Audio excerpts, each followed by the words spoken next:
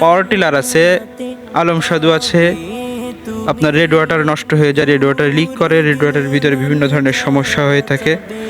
এই সমস্যার সমাধান পেতে চাইলে সরাসরি চলে আসতে হবে আমাদের এখানে।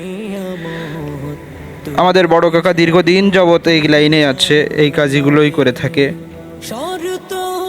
দেখতে পারতেছেন তার মাথার যে চুল, মুখের যে দাড়ি, এগুলো শুভ্র বর্ণ ধারণ করেছে। এগুলো তো আর এমনি এমনি আসে নাই। মুখের দাড়ি, মাথার চুল এগুলো তো এমনিতেই শুভ্র বর্ণ ধারণ করে নাই, দীর্ঘ একটা সময় লেগেছে। এগুলো মাথার চুল, মুখের দাড়ি শুভ্র বর্ণ ধারণ করতে দীর্ঘ একটা সময় লেগেছে।